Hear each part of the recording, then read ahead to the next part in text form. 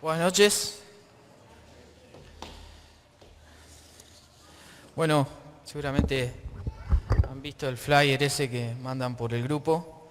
Hoy voy a terminar un estudio que hace un montón empecé, lo que pasa que hace mucho no participaba los días sábados de la enseñanza.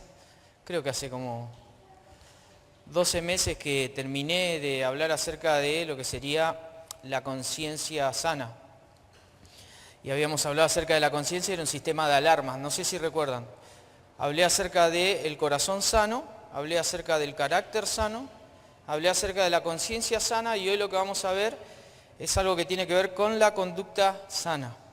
Esto es todo antropológico, es decir, es un estudio de lo que somos como seres humanos, pero también cómo Dios obra en nosotros y nos forja, de alguna manera, nos prepara para vivir en medio de este mundo conforme a su voluntad y conforme a su plan para nosotros, a su propósito para nosotros.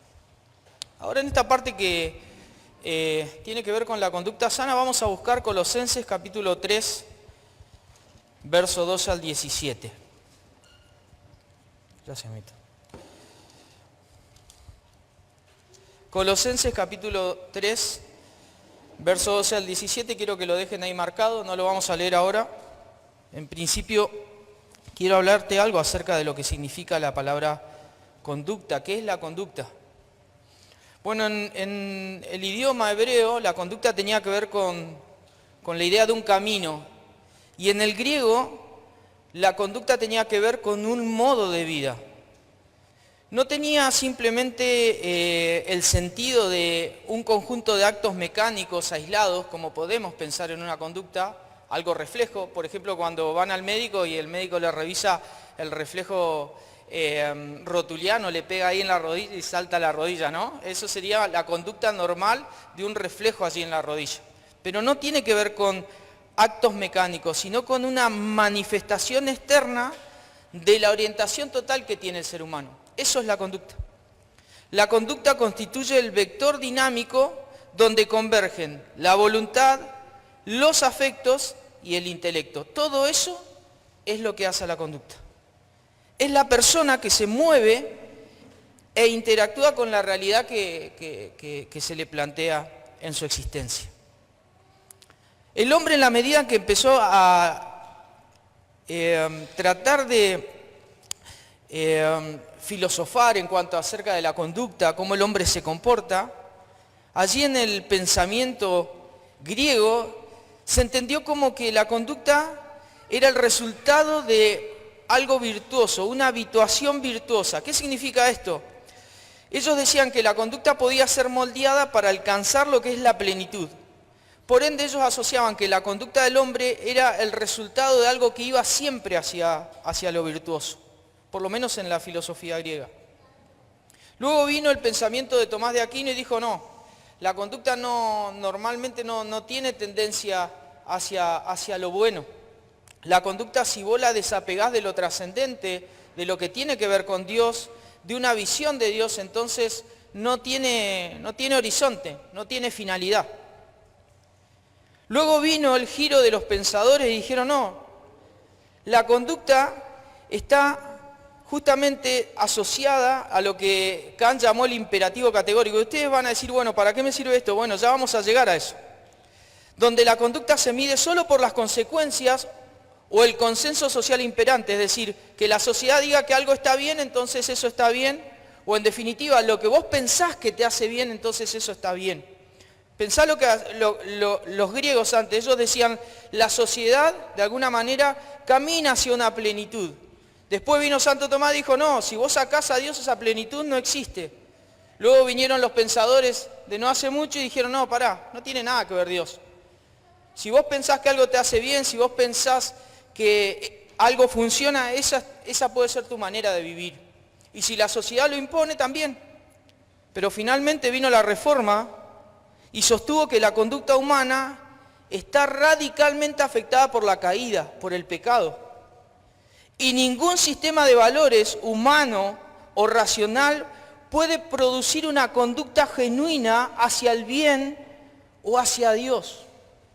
Y fíjense cómo empezó a cambiar el pensamiento. Antes la conducta muy social, después tratando de la lucha entre el hombre y Dios, y finalmente lo que la Biblia dice, que la conducta del hombre está afectada ¿por qué? Por la caída, por el pecado.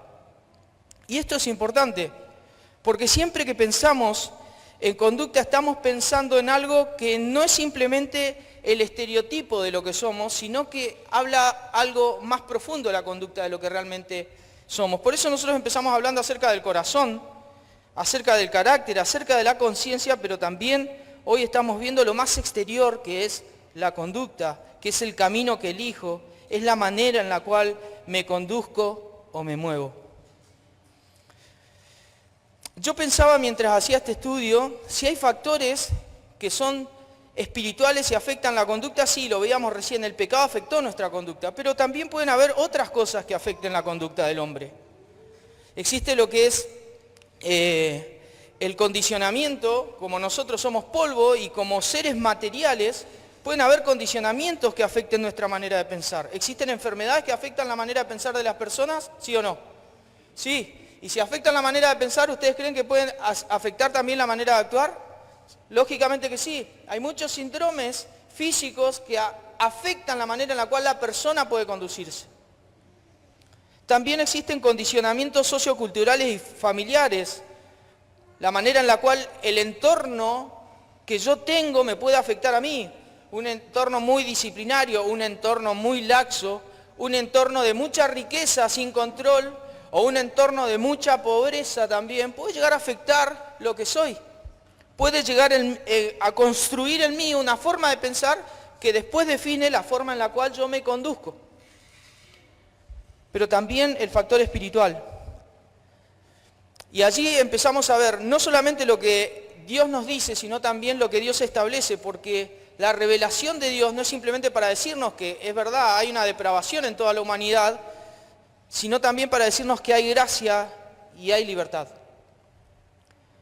Por eso la conducta denota la manera en la cual el individuo es guiado y es llevado, pero por dentro, por dentro.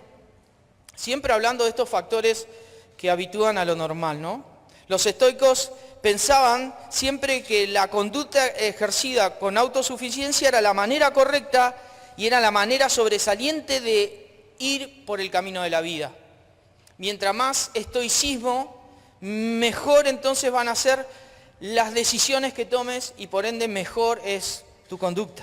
Ahora Jesucristo irrumpe redefiniendo la manera en la cual los hombres deben comportarse. Jesús no va a hablar acerca de la conducta como los filósofos griegos, tampoco como los teólogos. Él va a decir algo que está allí en Lucas capítulo 6. Vamos a buscarlo antes de leer Colosenses. Lucas capítulo 6, versos 43 y 44.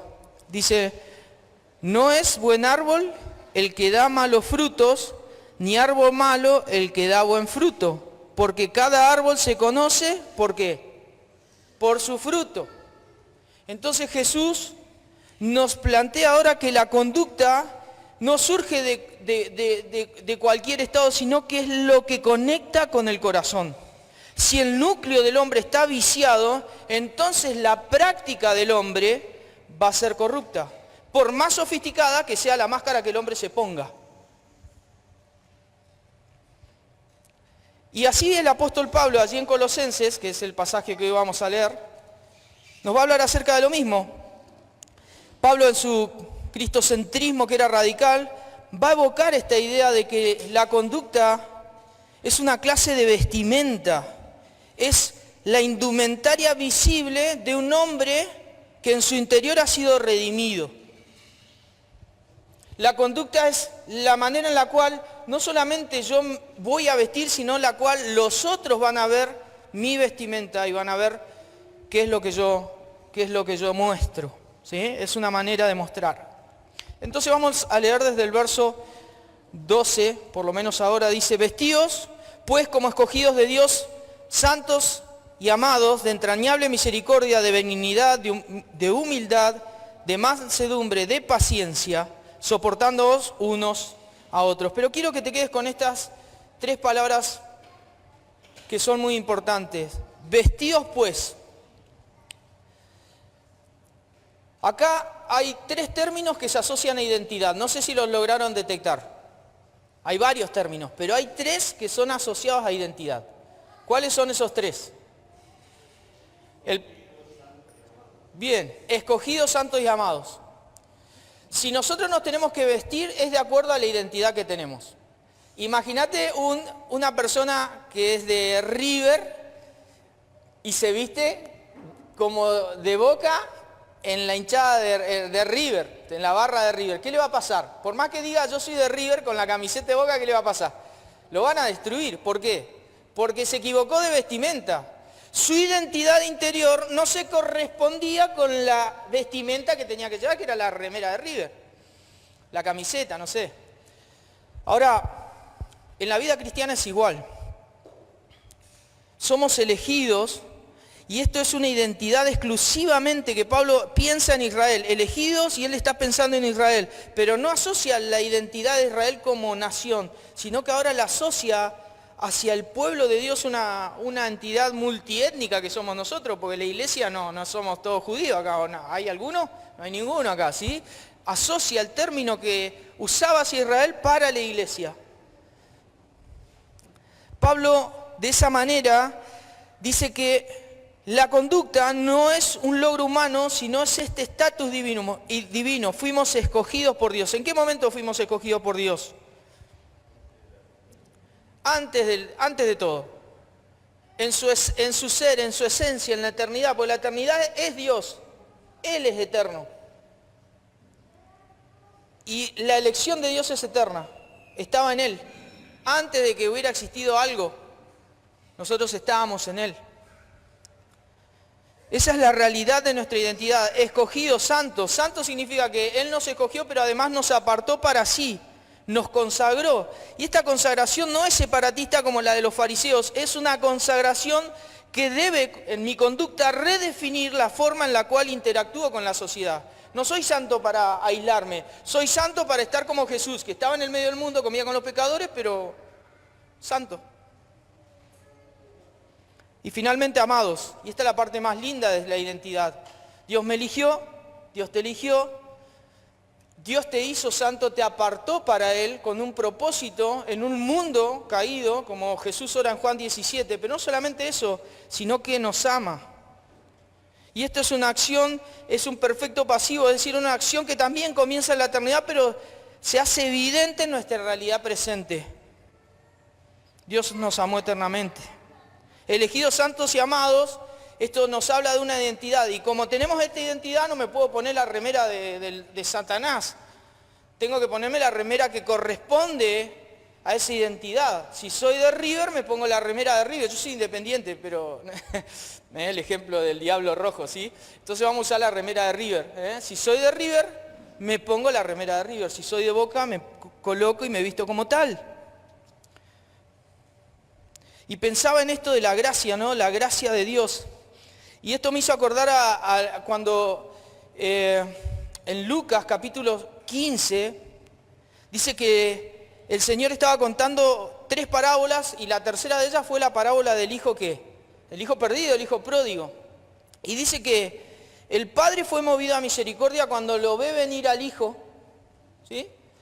Lo ve venir todo andrajoso, después de estar un tiempo alimentando cerdos. Y al padre le importó eso, no, fue movido a misericordia, corrió, algo totalmente impensado para la época, y no solamente eso, sino que le abrazó, se le pegó del cuello y le besó en esa condición. El hijo en ese momento dice, papá, yo no merezco ser tu hijo, yo tengo que convertirme en uno de los operarios de tu empresa, yo no puedo ser tu hijo ya, hice todo mal. Pero dice que el padre ni lo dejó seguir. Dice que llamó a sus siervos y le dijo, saquen el mejor vestido y vestidle.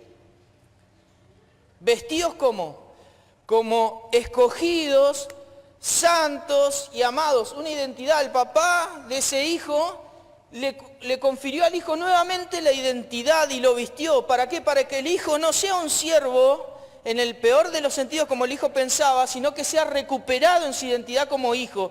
Y el hijo en esa vestimenta muestre quién era. Y el papá lleno de gozo dice, pónganle anillo y calzado y hagan fiesta porque mi hijo fue hallado. Y eso es lo que demuestran estas 3 palabras. Hemos sido hallados, por lo tanto nos tenemos que vestir como hijos hallados. Y el vestirnos significa un modo de expresar, un modo de hacer, es la conducta. Y esa conducta es la que Dios quiere que nosotros experimentemos y vivamos como hijos de Dios. Vestidos, dice Pablo, vestidos. La vestidura es algo que nos identifica, como decíamos recién. Este es el primer punto, vestidura que identifica. Dice el verso 12 al 13, dice, habíamos leído recién, el 12 dice, soportándoos, el 13, unos a otros y perdonándoos unos a otros, si alguno tuviere queja contra otro. Para entrar en el tema de la conducta o en el ámbito práctico de la conducta, tenemos que ser honestos, hermanos, entre nosotros mismos y cada uno consigo mismo, porque la conducta no se sana por un esfuerzo voluntario, por encajar entre nosotros o por encajar en el trabajo muchas veces o en nuestra actividad social. La conducta sana porque es la consecuencia directa de una mente y un corazón restaurado por la verdad de Dios. No sana de otra manera. Si hay algo en nuestra conducta que está roto, no busquemos el esfuerzo, busquemos la verdad. Eso es lo que dice Dios, eso es lo que dice la palabra. Buscar la sanidad es entender que no vamos a luchar con otros para que los demás cambien, sino todo lo contrario, es cambiar uno. Es buscar el rastro que el pecado nos dejó a nosotros, quizás en nuestra identidad, es buscar el rastro del orgullo, del egoísmo, y entonces trabajar mi propia conducta, no pensando en el otro, sino mi propia conducta. El apóstol Pablo, al utilizar el acto de vestir, no lo hace de una manera que dice, bueno, fíjense si ustedes quieren vestirse, no, dice vestíos. Porque no puede Pablo pensar de que el hecho de ser un hijo de Dios regenerado por la salvación, por el Espíritu Santo, tenga otra consecuencia. Pablo está diciendo, como son salvos, entonces vístanse como qué, como salvos, tengan conductas de salvo. Muestren esa salvación en su vestimenta, no en la vestimenta social de acá, sino en la vestimenta de la conducta, la realidad de lo que muestro. Vestidos pues, entonces, es una decisión consciente y personal de revestirse dejando lo que éramos antes. La vestidura no precede a la identidad. La vestidura es a partir de la identidad. Siempre la lógica del Evangelio es muy importante. Siempre soy primero y después hago. Revertir el soy con el hago es uno de los peores problemas de la iglesia. Eso lo pueden ver si quieren en la última reunión que hablé acerca de la prudencia, en la reunión de varones. Y Pablo dice que hay que vestirnos de entrañable misericordia. Esta entrañable misericordia tiene que ver con la capacidad de sentir dolor cuando otro está sufriendo. Y ese dolor me debe llevar a la benignidad, es decir, si yo siento interiormente que alguien está sufriendo y eso me mueve una entrañable de las entrañas, entonces eso me debe llevar a actos buenos, conforme a lo que Dios quiere. Y en la época en que Pablo hablaba, actos buenos eran signos de debilidad, pero Pablo está diciendo que eso es poder de Dios, es fortaleza de Dios. Por eso él va a hablar acerca de un carácter gobernado por el Espíritu Santo, es decir, la mansedumbre. Vieron que siempre hablamos de que la mansedumbre nos asocia a la idea de un caballo que está siendo sostenido, ¿no? Controlado. Y el cristiano tiene que tener esa característica. No ser cobarde, sino dejarle al Espíritu Santo el control de cada una de las acciones. Pero lo segundo es alguien paciente. Es decir, no estalla ante las ofensas y las provocaciones, aun cuando estas son prolongadas. Fíjate si la conducta regida por el Espíritu Santo no tiene que ver más con lo que soy que con lo que los demás son. Esa vestidura se prueba siempre en el terreno de la convivencia real. Siempre en el terreno de la convivencia real. ¿Y esto cómo nos damos cuenta? Fíjate lo que dice Pablo allí. Soportándoos, ¿qué dice? Unos a otros. Y esta es una de las partes más difíciles, pero justamente la conducta tiene que ver con la realidad social, no con el aislamiento. La vestidura se prueba en el terreno de la convivencia real. Y Pablo no está pensando en un terreno social en general, está pensando en la iglesia. Está pensando en nuestras relaciones que hoy nosotros tenemos. Muchos años después Pablo sigue diciendo lo mismo. Y la conducta no logra salubridad en el aislamiento, sino cuando seres imperfectos, como vos y como yo, nos friccionamos, ¿no? Todos tenemos asperezas y en nuestras relaciones, ¿qué pasa? Muchas veces nos friccionamos. Y a veces no nos bancamos tanto entre unos y otros. A veces más fácil con uno, a veces más difícil con otros. Esa es la realidad. No hay que ser hipócritas en la iglesia. Es una tontera ser un hipócrita en la iglesia, ¿no? Porque Dios nos conoce. Pero la realidad es que siendo imperfectos, Pablo sigue diciendo, sopórtense. Sopórtense. Y esto es parte del trabajo de la conducta. Pero no cualquier conducta.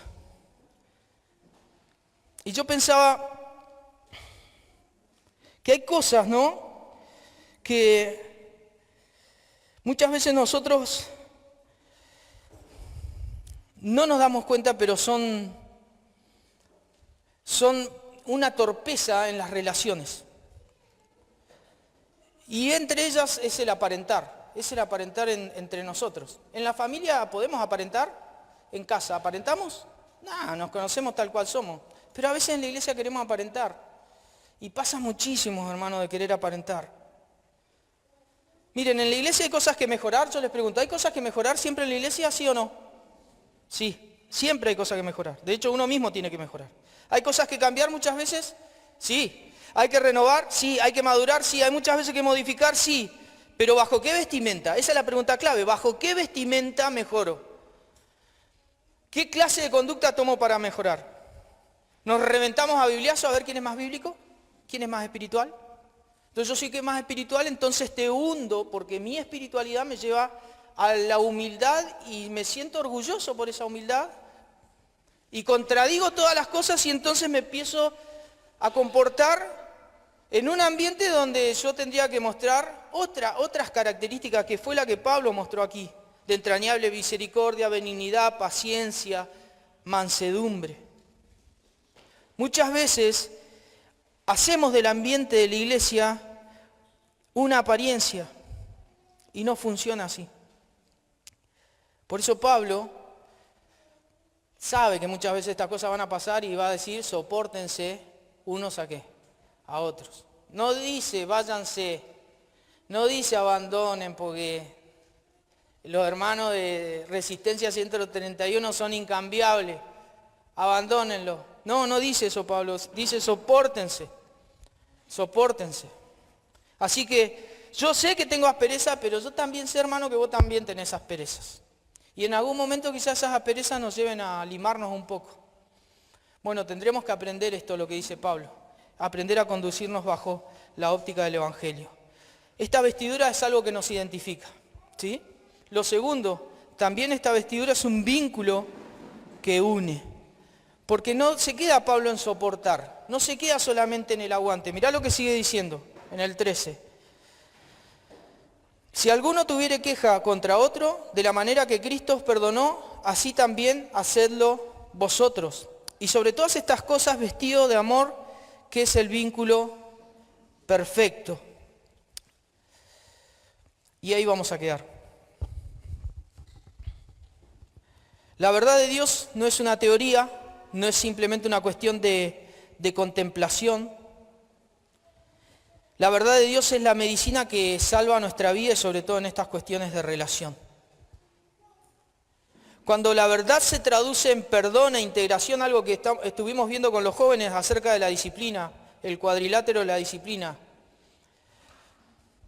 Cuando la verdad se traduce en perdón e integración, desmantela cualquier resentimiento o orgullo que nosotros hayamos experimentado. Pero para eso hay que aferrarse a la verdad. Porque si Pablo nos dice, de la manera que Cristo os perdonó, así también hacedlo vosotros, ¿qué verdad mayor tenés para decir, tengo o no tengo que perdonar?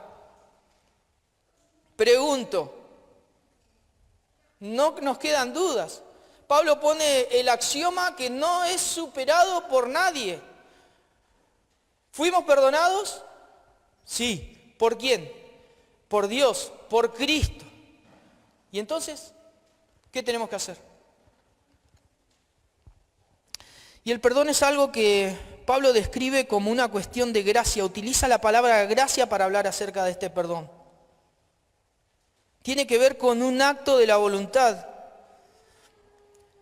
que perdona horizontalmente porque sabe que verticalmente alguien más grande nos perdonó. ¿Se acuerdan la parábola de los deudores? ¿Sí?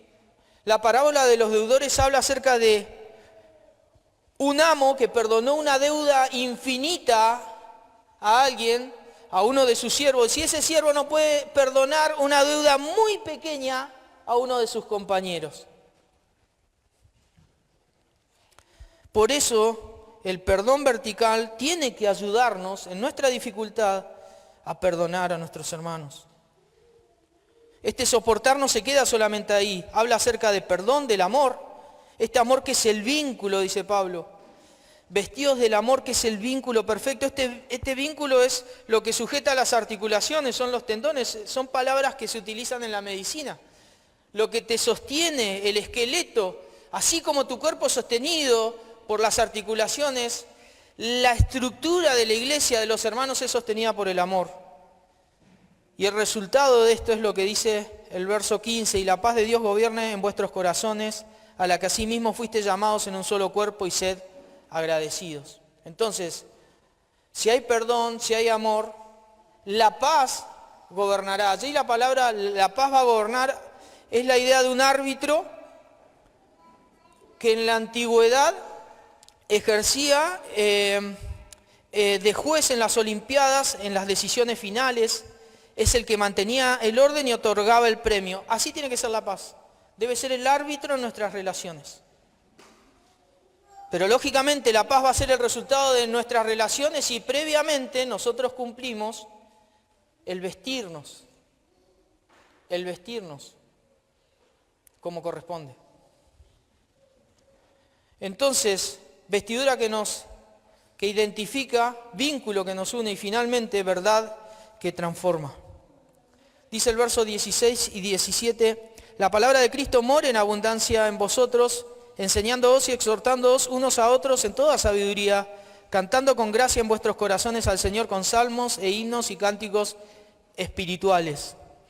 Y todo lo que hacéis, sea de palabra o de hecho, hacedlo todo en el nombre del Señor Jesús, dando gracias a Dios Padre por medio de Él. Finalmente llegamos al motor de todo.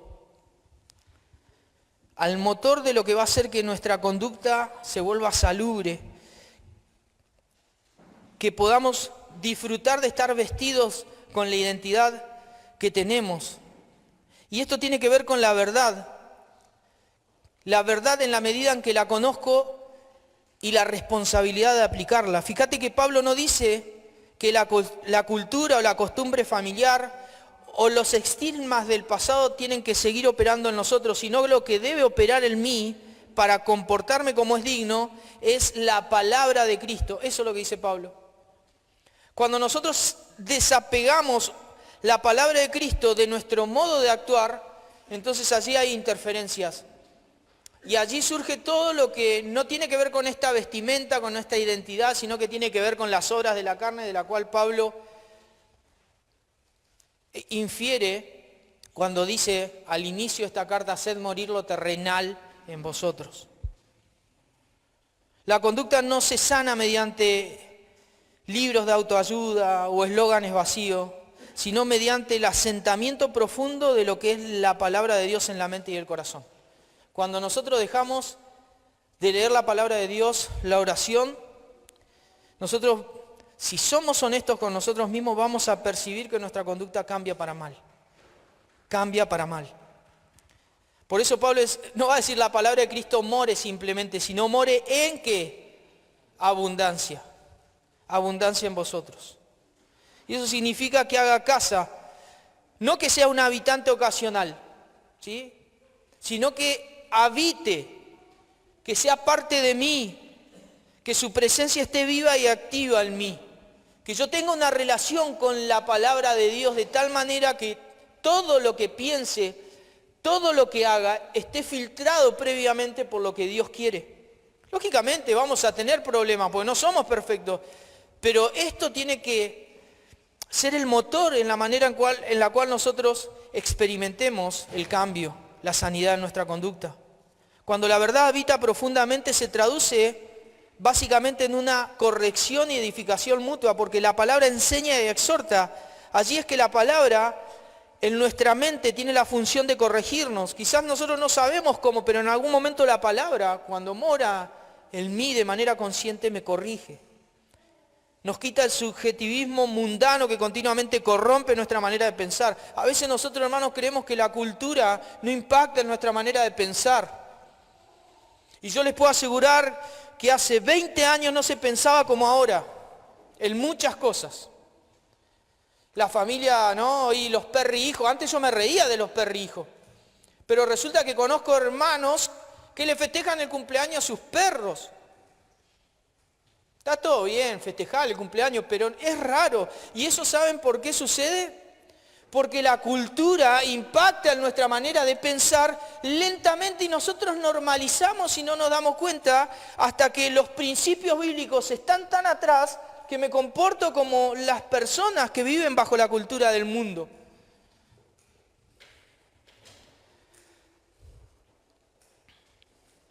Por eso la palabra tiene que abundar en nosotros, tiene que habitar y tiene que abundar en nosotros. Pablo va a decir que cuando esto surge, cuando la palabra me cambia la cabeza, entonces cantamos con gracia. A veces algunos nos cuenta cantar más que otros. Yo cuando toco la guitarra pienso en cada nota. Estoy más viejo ya, ¿no? A veces puedo cantar y otras veces estoy tan concentrado en lo que toco que le erro algunas notas y me río por dentro, ¿no? Pero hay canción en mí, hermanos. En mi casa, mi familia puede contarles cuánto canto yo.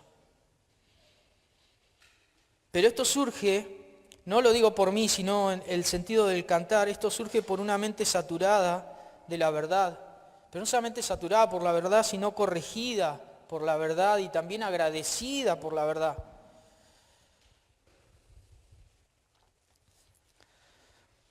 Por eso, este vestido es una verdad que nos transforma. ¿Sí? Y este es el último punto. Para terminar, dice, y todo lo que hacéis, sea de palabra o de hecho, hacedlo todo en el nombre del Señor Jesús, dando gracias a Dios Padre por medio de Él.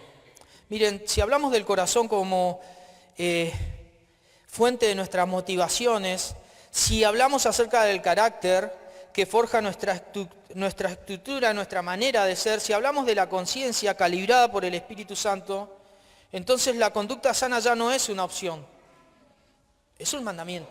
Vestidos. Pablo dirá finalmente que así como nuestra vestimenta conecta con quienes somos, también nuestra vestimenta conecta con quién es Él. No solo conecta con quién soy yo, sino también con quién es Él, con quién es nuestro Señor, cuál es su nombre. Y todo lo que hacéis, sea de palabra o de hecho, hacedlo todo en el nombre de quién. En el nombre del Señor. La vestimenta que llevas, ¿qué nombre tiene que anunciar, hermano? ¿El nombre de quién? Del Señor. Es decir, la conducta que yo llevo tiene que anunciar el nombre de quién. Del Señor. Y ese es un trabajo que no surge espontáneamente. Surge de poner mi mente en rodillas frente a la verdad. A nosotros los cristianos no nos gobierna la ideología del momento, sino que nos gobierna Cristo. Y este Cristo no es un Cristo del momento, sino es el Cristo que permanece para siempre, es su autoridad. Es vivir en el nombre de Jesús. Es dejarse operar por Él en medio de nuestra historia, en medio de nuestras situaciones, sean buenas, sean difíciles. Es Él. Finalmente la ropa habla de Él. Mi modo de actuar habla de Él. Tu modo de actuar, hermano, habla de Él. ¿O no habla de Él? Esa es la pregunta. Por eso Pablo, versos antes, va a decir en el 1:10, para que andéis como es digno del Señor, compatible. agradándole en todo. Fíjate, ¿en quién está pensando Pablo? ¿En sí mismo? No, está pensando en Él. Continuamente la vestimenta refleja a nuestro Señor. Pablo piensa en Él. Llevando fruto en toda buena obra. ¿Fruto de quién? De Él. Y creciendo en el conocimiento de Dios. Ahora le hago unas preguntitas, hermano, que yo me las hice a mí mismo. ¿Nuestro andar a quién refleja? ¿Cultura o verdad de Dios? Nuestra vestimenta, que es nuestra manera de conducirnos, ¿es una pantalla o es el reflejo de una identidad genuina en el Señor? ¿Nuestra conducta como creyentes es una religión de fin de semana? ¿Nuestra vida diaria, nuestra conducta prefiere a Cristo o mendigamos los likes del mundo, tratando de venir a la iglesia a aparentar y también quedar bien con la gente del mundo? Ojo que estas preguntas a mí me han calado hondo, hermanos. En la iglesia, ¿qué hago cuando alguien me ofende? ¿Y qué hago cuando yo ofendo a alguien? ¿Cuál es mi conducta? ¿Soporto, perdono, pido perdón? Miren, el perdón no surge espontáneamente, requiere humildad. Requiere pedir perdón también y requiere perdonar. ¿Hay algo de nuestra vestimenta que sepamos que no le pertenece a la identidad que tenemos como hijos de Dios? Y no hablo cosas de religión, hermanos, no hablo las cosas del culto, de lo que hacemos en la comunidad acá como iglesia. Estoy pensando en cada uno.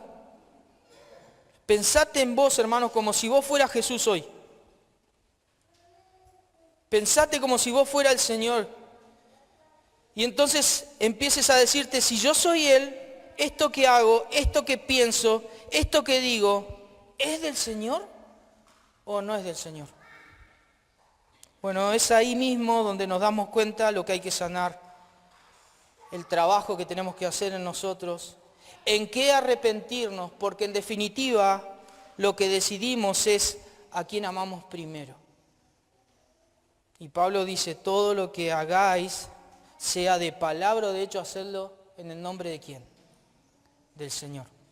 Entonces, hermanos, el deseo real es que nos vistamos identificándonos por la salvación que el Señor nos ofreció, que nos recuerde el vínculo que nos une por el perdón, que es el amor, y finalmente aceptar la verdad que nos transforma, que es por la palabra de Dios. Que el Señor les bendiga.